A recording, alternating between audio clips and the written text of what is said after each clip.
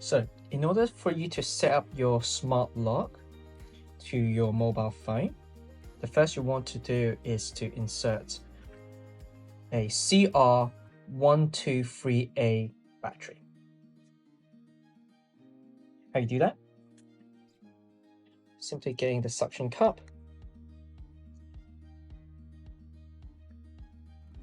open and expose the battery compartment, remove this screw,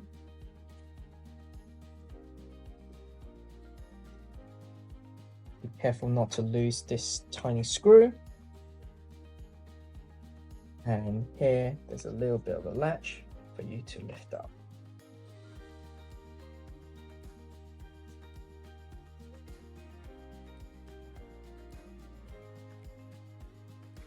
Insert the battery.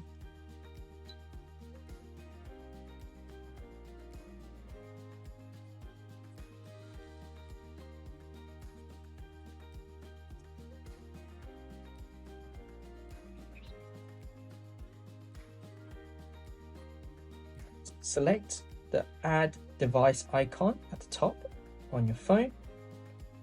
It'll begin searching for the smart lock. Just activate the smart lock and you see a pop-up that says Add Device. Select Add Device. It will begin to pair automatically. Once that is paired, is the perfect opportunity for you to change the smart lock name. Click onto this icon and change it to a suitable, unique name. For example, front door. Done. Once that is done, you really want to activate the notification.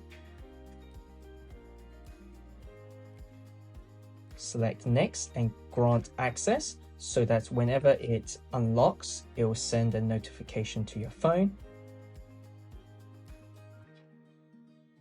Once that is done, the installation has been set up.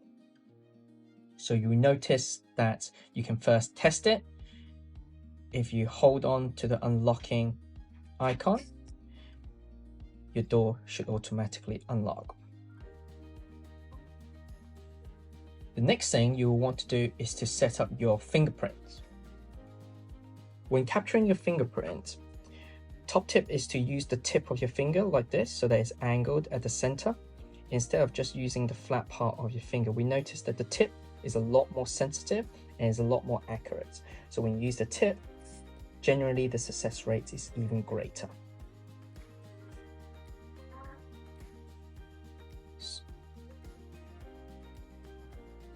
So, begin capturing, use the tip of your finger.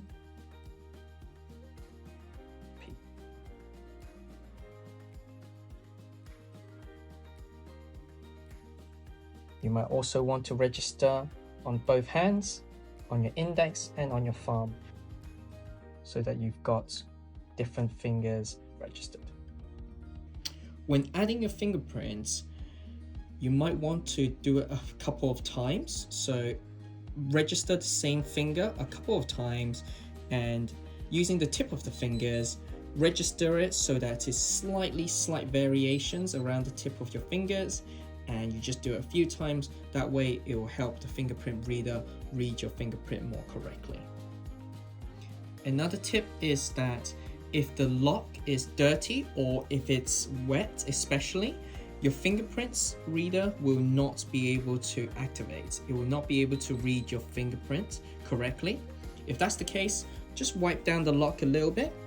Make sure that you get rid of all the dust and moisture, especially your fingers. Make sure that they're dry, and then try again.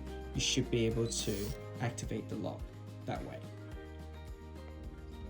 Next, you'll want to register the key card.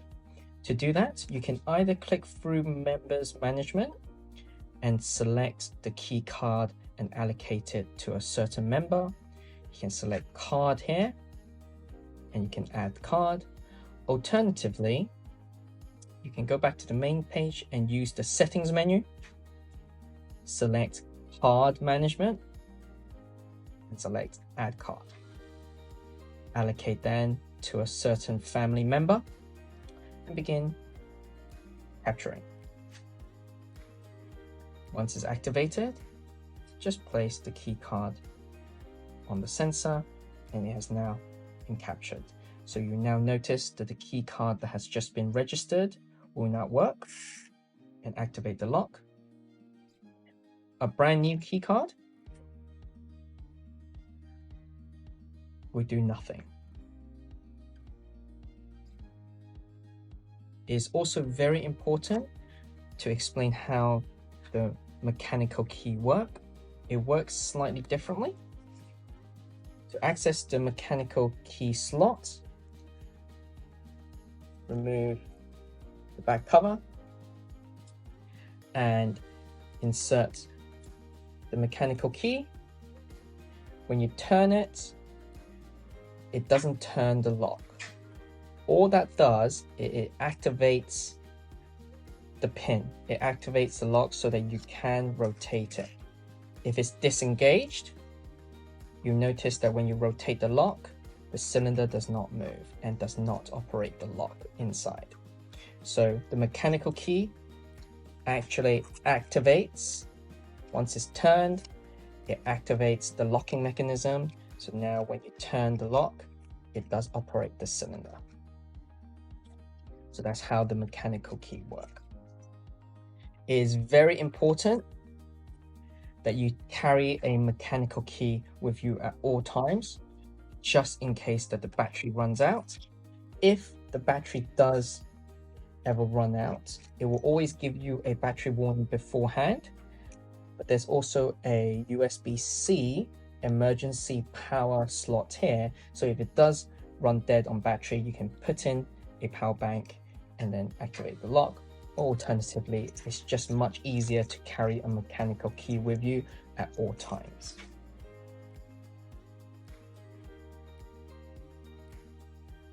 If your lock is being used outdoors and is constantly being exposed to rain, whilst the lock is waterproof, inside the circuit has been coated by a rubber seal, which means that water will not damage the circuit. However, it is really important to note that if rainwater does collect on the fingerprint sensor, it will constantly activate the reader, which will eventually drain the battery. So a way to work around that is important that every single time once the door lock has been used, to turn it upside down so that when it is left unused, that the fingerprint sensor is constantly face downwards, so that if there is rain, the rainwater does not collect on the reader, which will then drain the battery. Instead, this will work perfectly fine even in wet weathers. Another top tip is that whilst it's already coated with a rubber seal so that it is water resistant, it is also good to use WD-40 to give an extra layer of protection to act as a water repellent. So all you need to do is to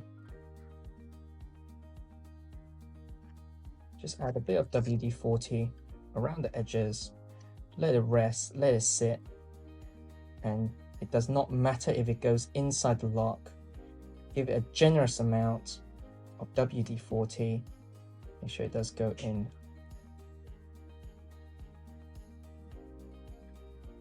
Gaps.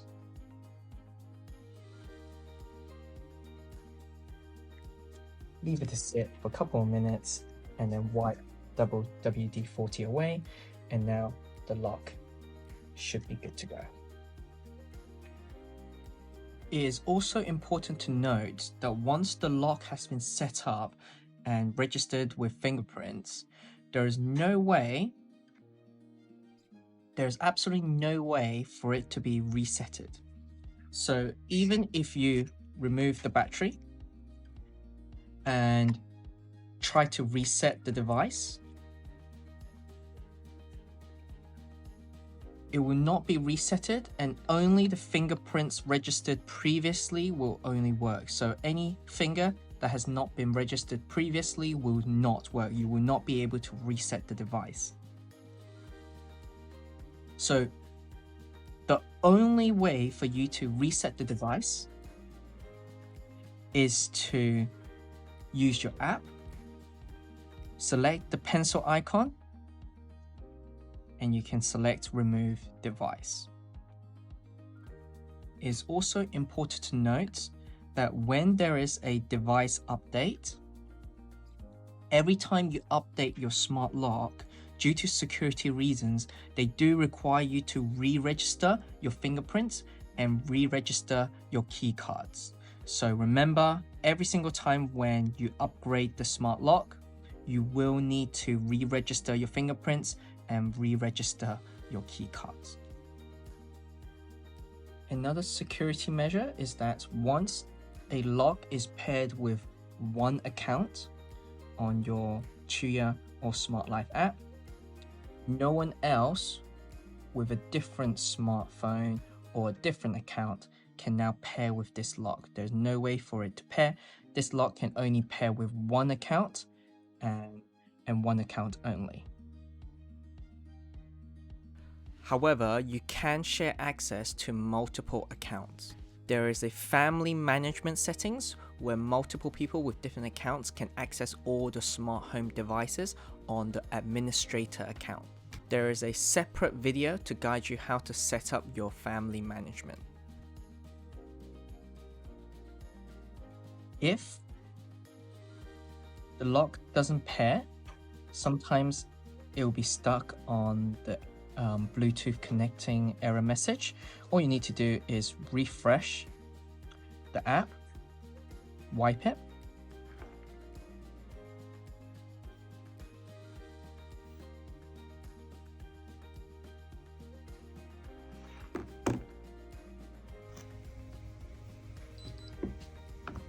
once you hear that beep, it means that the lock is now connected. Do note that if you enter your fingerprint incorrectly for multiple times, or that the rainwater collects and activates, so rainwater will be able to store here and activate the reader, so it will trigger the reader as a false attempt to unlock the lock. It will lock, so you notice now the lock is now locked. Once it's locked, you will no longer be able to use your fingerprint. You will no longer be able to use your key card. The only way for you to unlock the lock is to use the manual key, the mechanical key here to unlock it, or you can use your phone to unlock it. So instantly there will be an error message to say that the false activation has been alerted. Check. And now you can unlock it with your app instead. So it's quite important that you always bring the mechanical key, or as a bare minimum, have everyone in your family member access to the smart lock app.